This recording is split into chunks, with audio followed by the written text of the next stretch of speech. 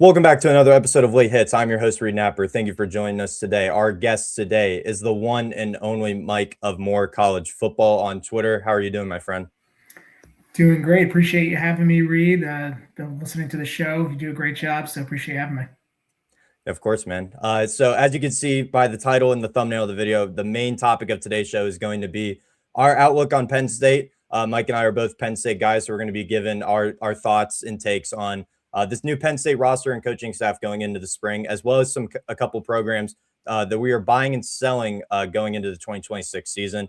And then, of course, the final word segment. Our first topic on today's show is going to be our outlook of the Penn State Nittany Lions going into 2026. Of course, famously fell massively below expectations in the 2025 season, ended up firing longtime head coach James Franklin in the middle of the season after three straight, I would say embarrassing losses. I don't know about you, Mike. I would say embarrassing losses, but ended up after a 50-plus day coaching search, ended up with Matt Campbell of Iowa State as the next head coach of the Nittany Lions.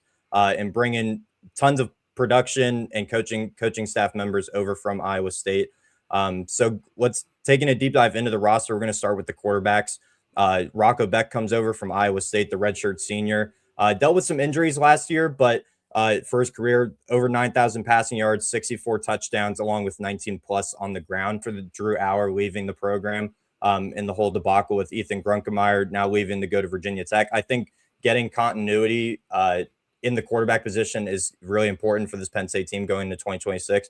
And I think, he's a proven leader, Rocco Becht. I think he gets a lot of credit for, just being a sole leader of the offense. He's not the flashiest player. He's not the most productive player by chance, but he definitely knows how to lead an offense. And I think that's going to be huge going into this 2026 season for Penn State.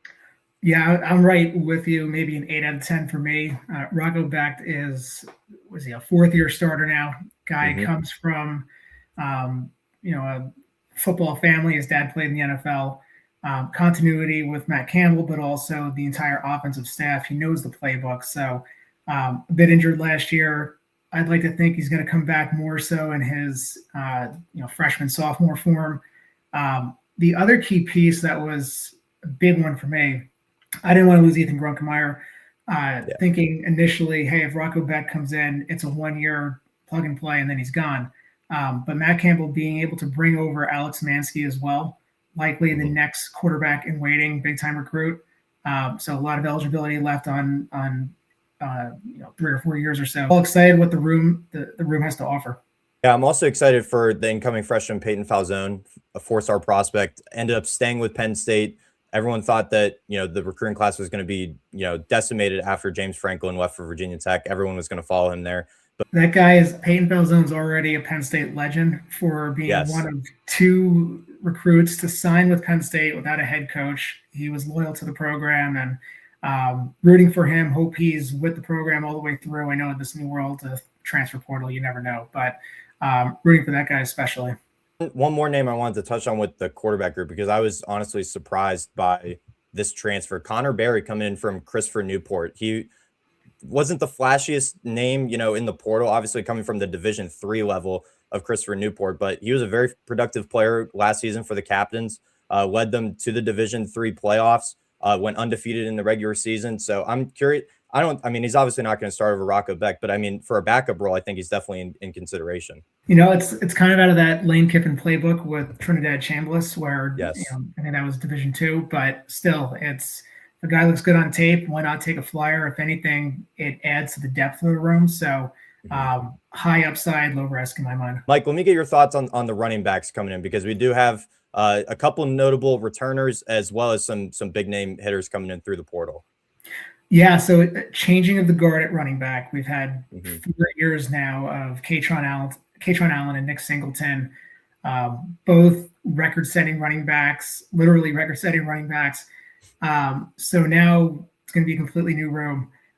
First thought with Savon Huggins coming on as running back coach, I like the hire there to lead that room. He's young. He's only 32 years old, from Jersey, so right down the road from me. So like that aspect.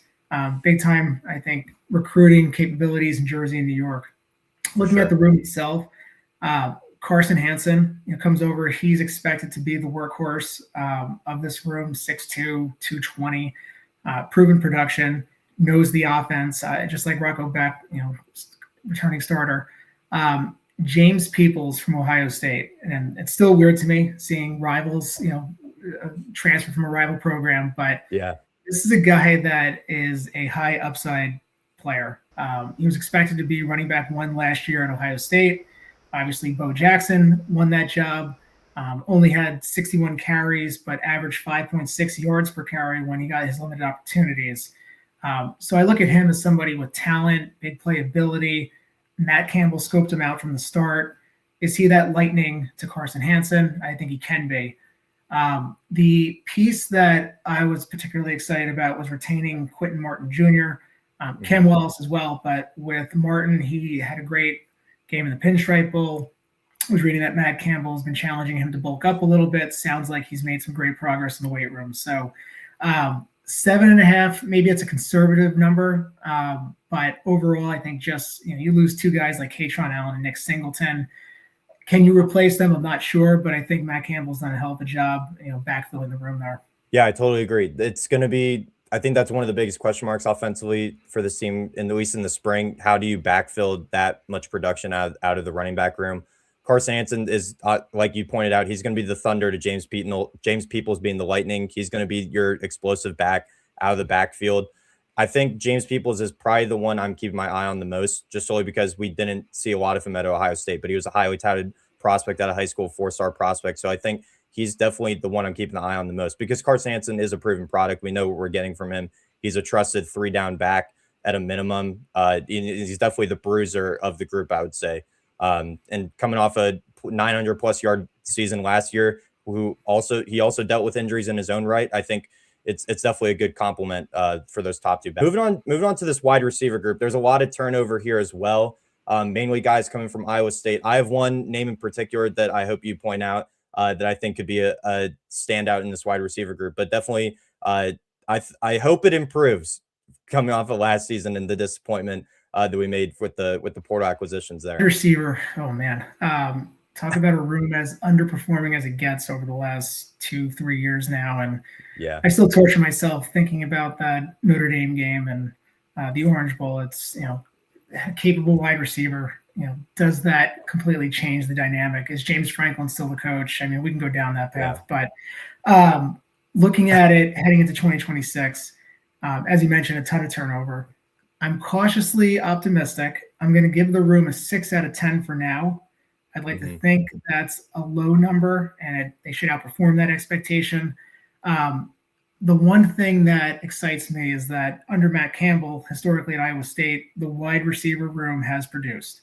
Does that translate over? I think so over time. Does it translate in 2026? I guess we'll see. Chase Sowell from Iowa State, he's this is his 4th school. Should play a prominent role in this year's offense. Kobe Howard is back. I know there's some thoughts on he could be portaling elsewhere, but excited that he's back. Didn't get too many opportunities last year, but when his number was called, he produced. Brett Esklidson, probably butchering his last name, intriguing player as well, comes over from Iowa State, knows the offense. And then one guy that, maybe it's a shot in the dark, but Keith Jones Jr. coming over from Grambling. He's young. He's only 185 pounds. This is a guy that, maybe steps into the offense and can get some of those screen plays, the short yardage slants, for example. So overall, optimistic about the room, but being the last couple of years, you have to see it to believe it, right? I graded it as a 7, so I'm pretty much aligned with you. Those top 2 that you mentioned, Sowell and Eskildson, are definitely the 2 most productive in the group. The 2 proven products. Kobe Howard, I think, has the most upside of anyone in the group going forward. I mean, we saw glimpses of that at the end of last season once he finally got the playing time, once Terry Smith took over as the interim head coach. And I think Kobe Howard definitely, is Penn State through and through. He's one of those guys that stuck it through, ended up coming back to the program. So he's automatically a Penn State legend for that in our eyes. I think he definitely has the most upside out of the slot. That's where I project him to, get the most playing time is in the slot. But that name, Keith Jones Jr., is the one that I wanted to point out the most. Over 400 yards last year and 4 touchdowns for Grambling State. which isn't the most notable program by any means, but that's proven production coming from the FCS levels. The free Kobe Howard campaign. I think yes, he's going to have free reign this year. So very excited about the upside there. What potentially is my favorite position group on the whole team, the tight ends. I mean, we're dubbed tight end U for a reason. I think this tight end group is going to be one of the best groups in the whole country next year.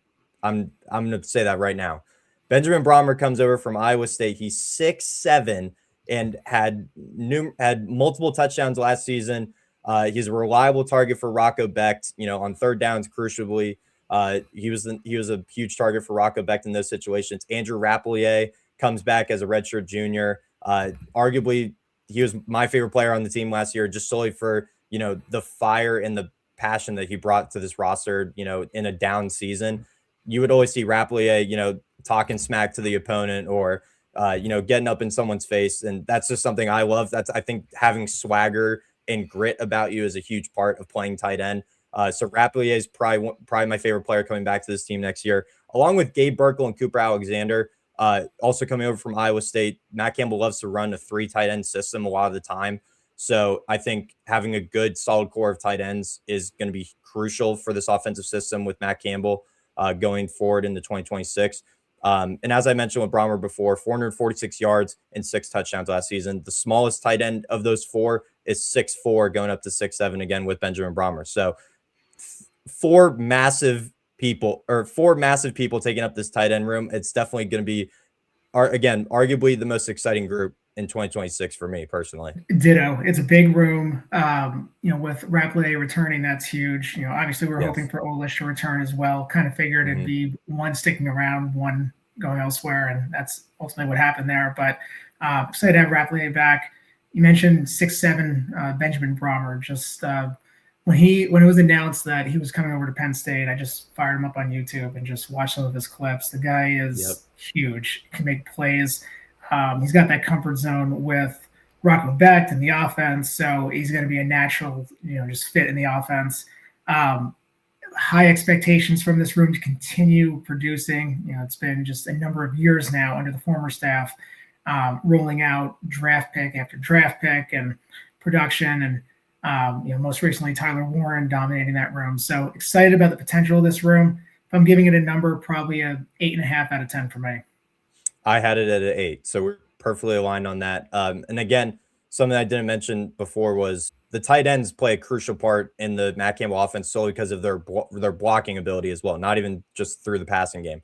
Their run blocking has to be crucial, and I think all 4 of them are very capable run blockers in their own right. So again, curious to see how they all fit in with the 2 tight end sets or even the 3 tight end sets at times in this Matt Campbell offense. And, going off of that, after that running game and passing game, how dominant can they really be? This offensive line, Mike, I'm curious to get your thoughts on it. I think it's a good mixture of incoming talent and, proven production that is returning to the group. There's Anthony Donka, Cooper Cousins, Malachi Goodman is back.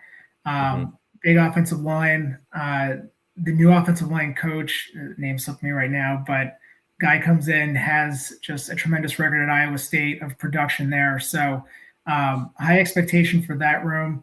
We talked about the running backs. We talked about establishing the run game. Obviously, it's up front. I think there's good size there.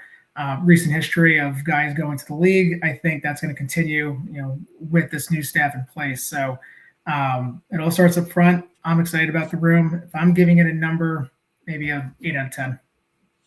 Yeah, I had it at a 7.5, and for new offensive line coach Brian Clinton. Again, I think one of the surprising notes around this room is Malachi Goodman, as you mentioned, coming back, former 5-star offensive lineman prospect, was rumored to potentially leave the program, and I think him coming back, as we've said before about previous players coming back, is a huge sign to who these players really are.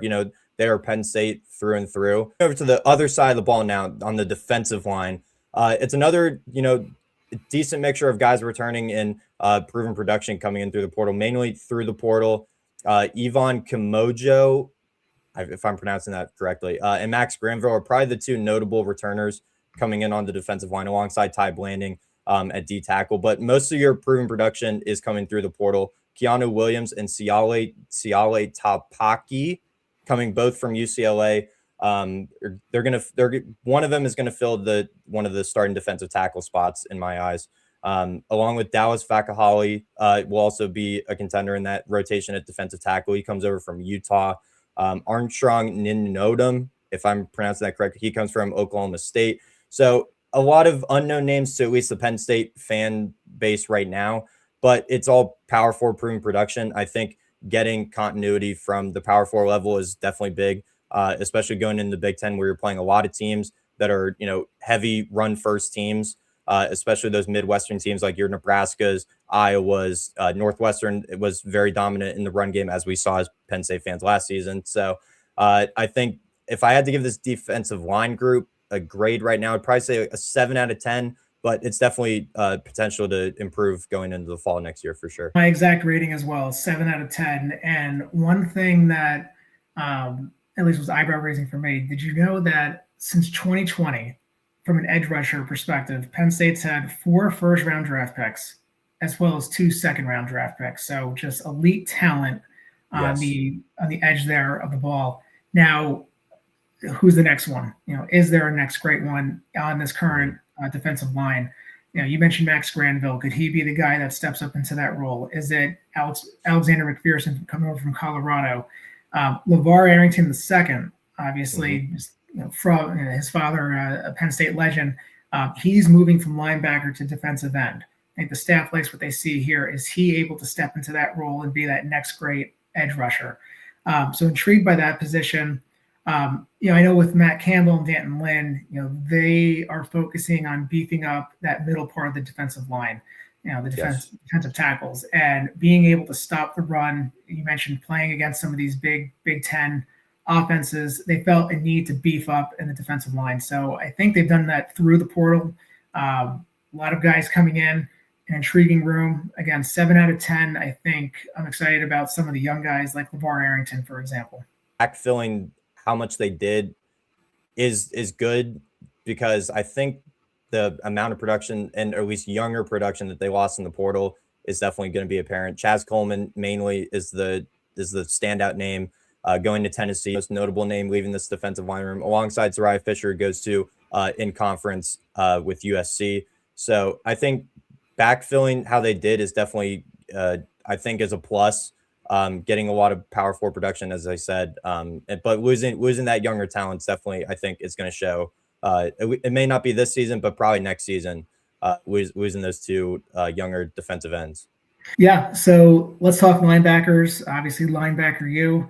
I'm giving this room an 8.5 out of 10. Yep.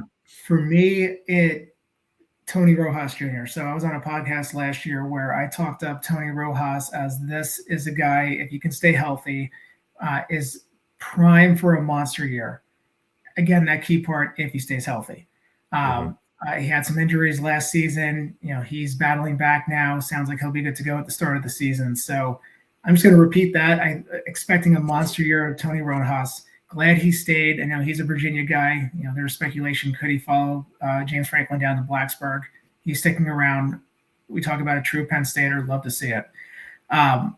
Another guy that wasn't sure if he'd be playing defensive back or linebacker, Marcus Neal Jr. He was a linebacker at Iowa State. He might be playing defensive back or a linebacker, not quite sure, but put on his tape, the guy can absolutely play. He just hits. He's a true football guy.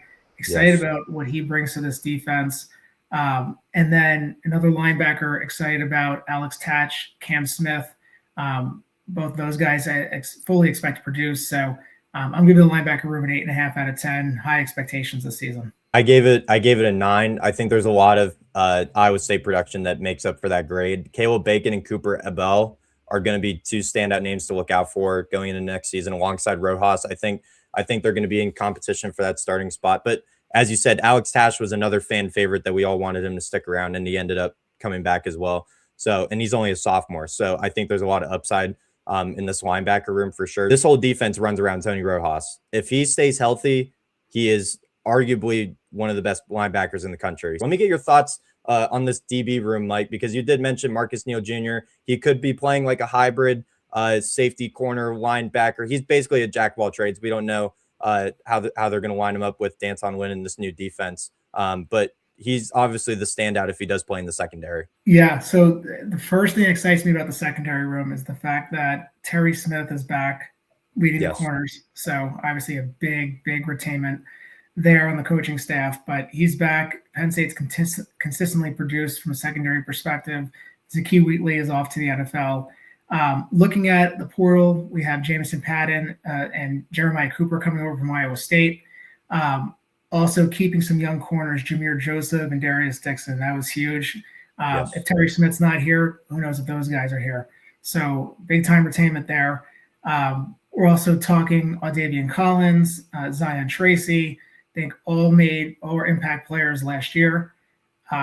Very high on the secondary. I think Danton Lynn, he's a secondary guy, played it at Penn State, not too long ago. So high confidence in this room. Just solely because you are getting those three main producers from last season, Collins, Dixon, and Tracy, all coming back. They're probably going to be your main, starters at cornerback, unless they flip around some positions. But again, Marcus Neal Jr. is the name to look out for in the secondary because he's going to be playing. I wouldn't really say it's a rover position, but he is going to be, probably down near the line of scrimmage at times, or back in your normal safety positions. But wrap up the Penn State segment. We're going to be going over the multitude of coaching changes that happen, aside from Matt Campbell as the head coach. But let's start with him and a grade we gave for him. I put it in my article for Blitz this past week on the Nittany Lions. I thought it was an A grade hire. I thought he should have been in that first pool of coaches that Pat Kraft gave the call to, but we ended up waiting over 50 days for him. A three-time Big 12 Coach of the Year, led Iowa State to their only top 15 finishes in the AP poll, and he's accounted for 45% of the school's all-time wins in football. I think it's an A grade hire. He's a proven builder, and he's a Pennsylvania native, so he knows the culture that it's going to take to get Penn State back to the mountaintop. It's an A hire if that was the guy from day one. The fact that it took 50 days, it's an A+ hire that they were able to even pull that off. So, what a rocky road that was. What I like about Matt Campbell, I think the early returns, and again, once we're still in the honeymoon period, but the early returns, just hearing about how there's a big push to welcome back Letterman and a big push to honor the past and understand how this program was built, what this program is all about. The one thing about Matt Campbell that, just looking at his career overall, I mean, he won at Iowa State. It's very difficult to win at Iowa State. He's a guy that I don't think markets himself. His head's down. He's a football guy. And he gets the best out of his players. His players love him. You see how many Iowa State guys have come over to follow him to State College. He's not going to be the Lane Kiffin name in the news. He's somebody that is just a football guy, and he's going to get the job done. So A+ hire, considering how we got to that point. I'm jazzed about it. So, and I think he's really going to produce very quickly. He's solely a football coach, and I think someone that has really pointed this out perfectly is the one and only Josh Pate. He's arguably one of the people in the media that's closest to Campbell, and he's pointed out time and time again that Matt Campbell he's not going to be the flashiest name. He's not going to be the one that's the most outspoken. He's gonna build a football team, put his nose down and be a football coach, and that's personally what I love. That's what Penn State needs. And to the point that you made too about the Letterman coming back and welcoming back former players, that's something that James Franklin wasn't the biggest proponent of. Yeah, I love it. We're both Penn State guys, so naturally you want to bridge that gap to the past. And you're already seeing proof of that. Like a guy like Deion Butler, he was a wide receiver when I was at school there, and just seeing guys like that come back. Obviously Danton Lynn we'll talk about, but bringing him on from a coaching perspective. So it's not just the guys that played for the particular coach in the last 15 years. We're talking guys, embracing the past decades back. So love that aspect of it. Let's take a look at the offensive staff, Mike. I gave the overall offensive coaching staff a B, but I'm curious to get your thoughts on it first. Just holistically. I'll give it a B plus. Taylor Mouser, Ryan Clanton, bulk of the offensive staff coming over. I mentioned Savon Huggins, like that addition from Boston College. Quarterback coach Jake Waters comes over. I think he'll, that continuity with Rocco Becht. The one piece that it would have probably been an A minus for me, the wide receiver coach leaving, heading off to the NFL. So that was a big hit, especially for a room that we just talked about as far as, it's underperformed in recent years. So I was excited about the wide receiver coach position. But all in all, I think the continuity piece, the players being familiar with the staff, they know the system. We're not going to have that big learning curve. It's a B plus for me. I think exactly like you said, the continuity is a big part. Taylor Mouser, the new offensive coordinator, he's also going to be your tight ends coach. He was a top tight end coach in the country last year and the offensive coordinator for Iowa State. So I think having that continuity with a lot of the guys that are coming over from Iowa State is going to be huge under Matt Campbell. Now, defensively is where I'm really excited. I gave the defensive staff an A. I think D'Anton Lynn is a great up-and-coming coordinator. Of course, former Penn State player, coming over from USC and also former UCLA defensive coordinator. I think it's a great hire, and as well as keeping Terry Smith along as the associate head coach and the cornerbacks coach, I think is great. Is going to be a great outlook for this defense going forward. It's an A for me as well, and I've openly talked about, at least on Twitter, how D'Anton Lynn, in my mind, is on a fast track to becoming a head coach. For sure. His father coached in the NFL. He has experience in the NFL with the Baltimore Ravens, and then quickly turned around defenses at UCLA and USC. Absolutely love the D'Anton Lynn hire. I hope he's here for a few years selfishly, but I do see him as a potential head coaching target in the not too distant future. D'Anton Lynn, it's a much more flexible NFL style defense that's supposed to be easy to pick up, easy to learn, and then mold based on the personnel. So love that aspect of it. Terry Smith, we talked about as well. That's a huge component just from beyond defense, just the stability of the program. So those two alone are an A for me. And then we have some of these other guys like Dion Broomfield coming in and Ikaika Maloe. I hope I'm pronouncing that right. Christian Smith, Tyson Veit. So all in all, I think it's a top-notch defensive staff. Just real quick, any thoughts on the schedule going into 2026? I know it's arguably the lightest schedule I think I've seen Penn State have in years. Notably, USC at Michigan and at Washington are probably the three toughest games on the schedule.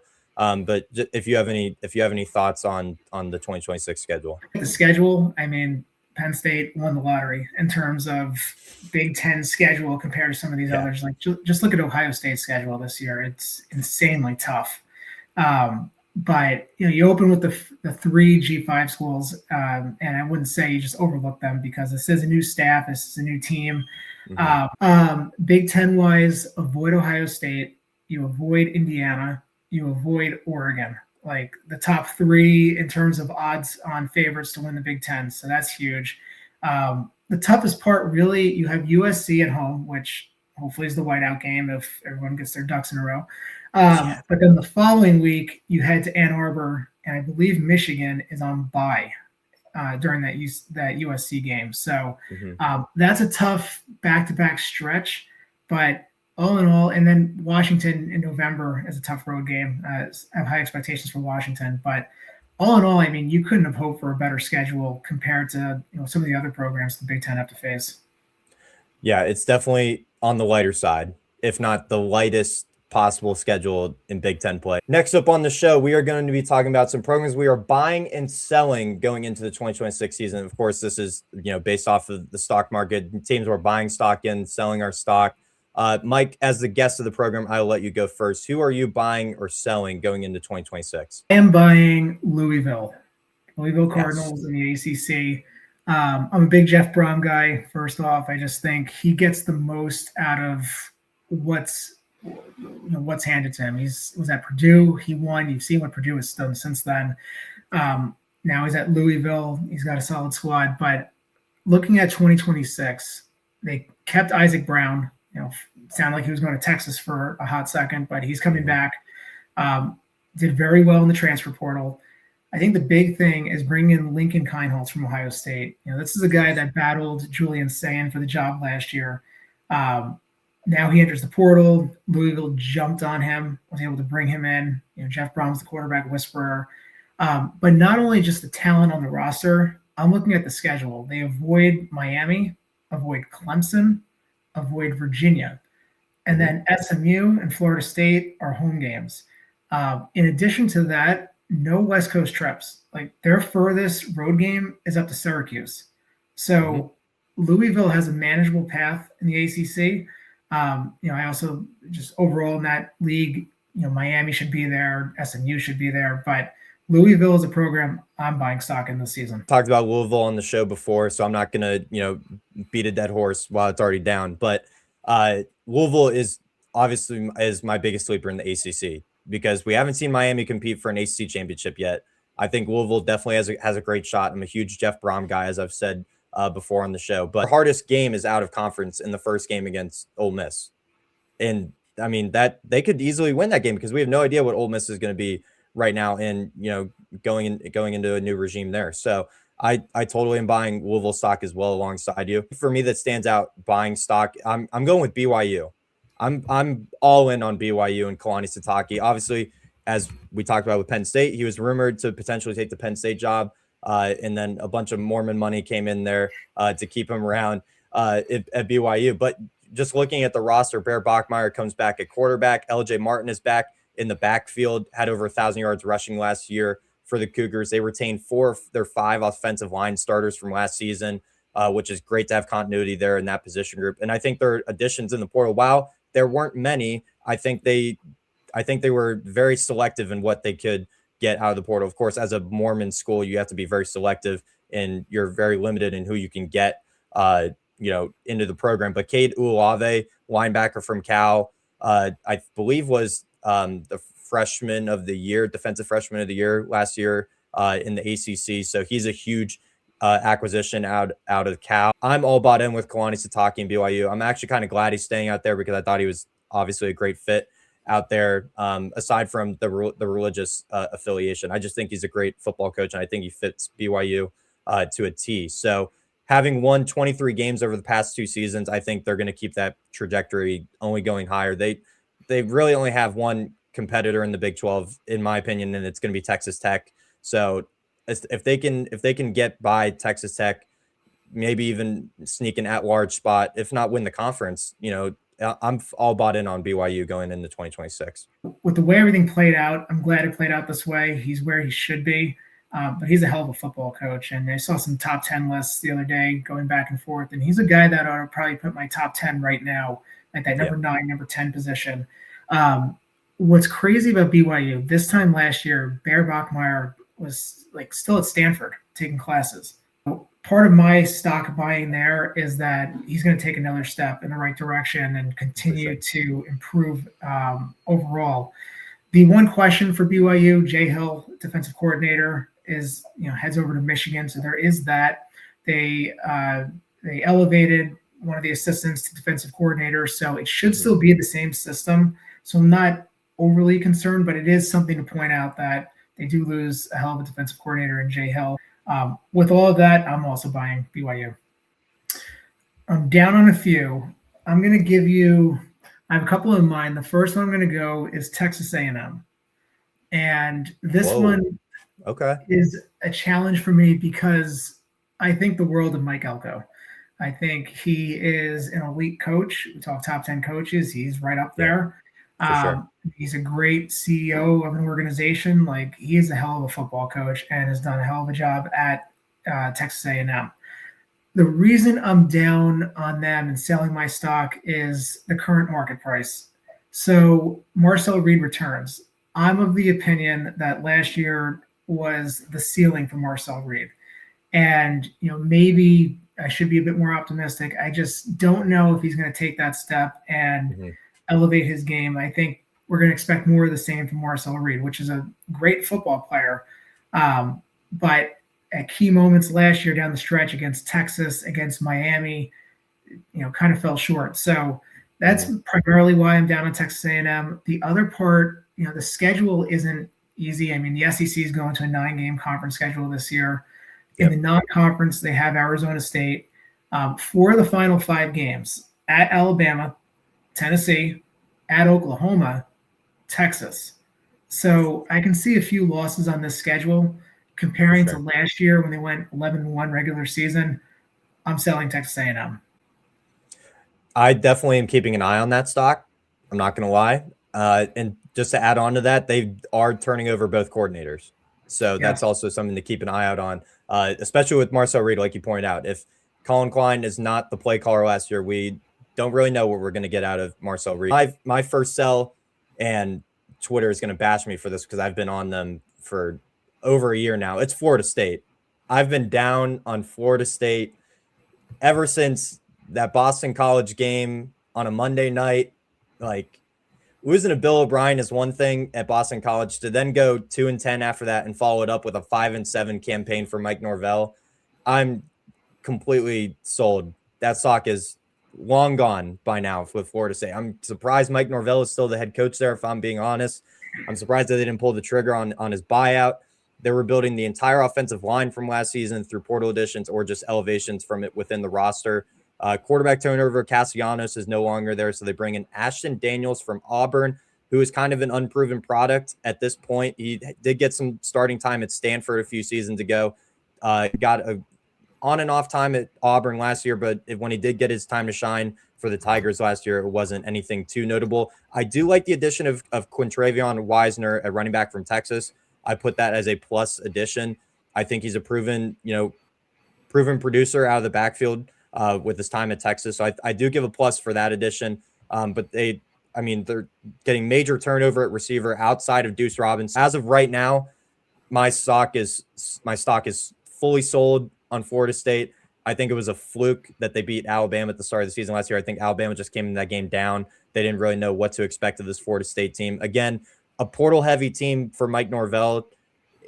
It's been a proven commodity for Florida State the past few years to, dive deep into the portal, bring in huge hauls from the portal, and it clearly hasn't worked out, and they're still trying to stick to that model. Not really sure why. So Florida State, I'm completely out on. I was trying to find every reason to be optimistic about Florida State. Just give me a reason to buy them, and I'm struggling to find it. Gus Malzahn, he retired. Mike Norvell is taking over play calling. It just feels desperate. It does. And then looking at the schedule, the first 7 games include the top 3 ACC teams from last year: SMU, Virginia, at Miami. During that stretch as well, there's road games to Tuscaloosa, Alabama team that's going to certainly want revenge, and then Louisville, who we're both high on. I'm trying to pinpoint when is Norvell out. I see that October 17th Miami game where they probably get pummeled. There's a bye week after that. Then they play Clemson. I think it's that bye week where we see the change happen. One more team I'm buying or selling. I got a few here. Let me think of one.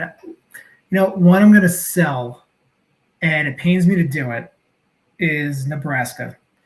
And Hold on. Colton's gonna love this segment. I'm gonna block out this segment just for Colton as a Nebraska fan. I like Matt Rule. He's a Penn State guy. Full disclosure, I did not want him for the Penn State job. I'm glad he stayed at Nebraska.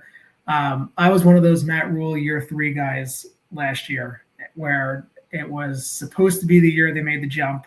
With Nebraska, I'm looking at it from what does their schedule look like? It's a tale of 2 seasons where in the first half it is manageable. There's a couple G5 teams. There's an FCS team. They play Michigan State. They play Maryland. So this is one where they could be, 5-0, hot start into 2026, and everyone's buying Nebraska stock. I'm looking at the back half. Indiana, at Oregon, Washington, at Illinois. They go to Rutgers, but then Ohio State and at Iowa to close. And I just haven't seen enough from Nebraska to really buy in anymore that, Matt Rule's there for the long term. I'm a guy that, and I just posted about it yesterday, I want Nebraska to be elite. They're a blue blood. they should be one of the top 10, 15 programs in the country year in and year out. We haven't been seeing that. Looking at their current stock market price, I'm selling. Sure. And let us know in the comments down below teams that you're buying or selling going into the 2026 season. Curious to see what you guys think about that. But for now, it's time for the final word, Mike. And, of course, final word during this off-season period of college football, we like to test our knowledge a little bit, test our ball knowledge, see, do we really know ball? Do we really know this great sport that we love? So Mike, as a guest, I will propose the question to you first. Which team did Nick Saban win his first national championship for Alabama against? First national championship for Alabama against. Who did he beat to win his first national championship with at Alabama? Was it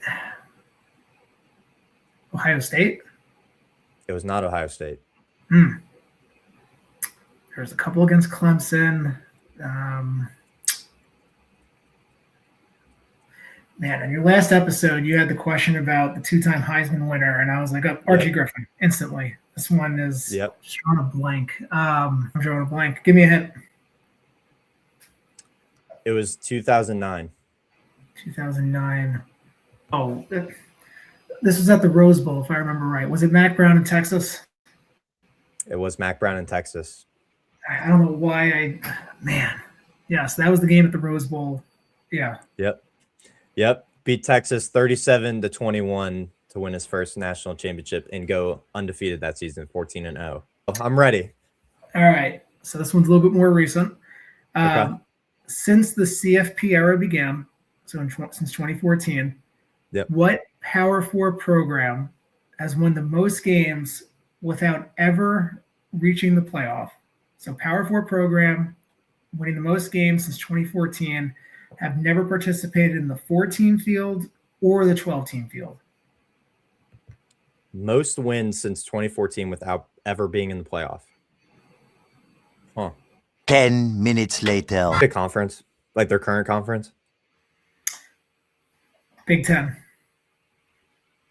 Oh, Iowa. It's Iowa. It's Iowa.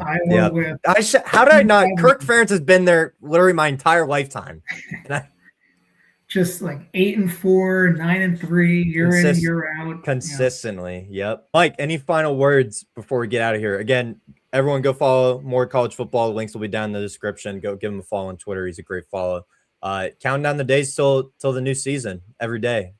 College football is a mess right now. And, it's an imperfect sport. It's one that's always been imperfect. There's always just been, whether it's the postseason or this or that, there's a lot of warts all over the sport. But I'm drinking the Kool-Aid. I'm glass half full outlook on college football long term. I think it's going to get better.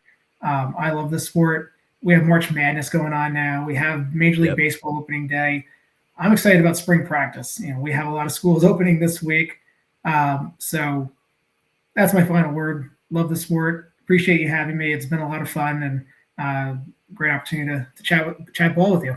Again, everyone make sure to go follow Mike. His Twitter is going to be down in the description below. More college football. And he'll be back on the channel again sometime soon. I'm sure we'll be talking Penn State all throughout the spring and the summer. But for your host, Reed Napper, I appreciate you tuning in this video.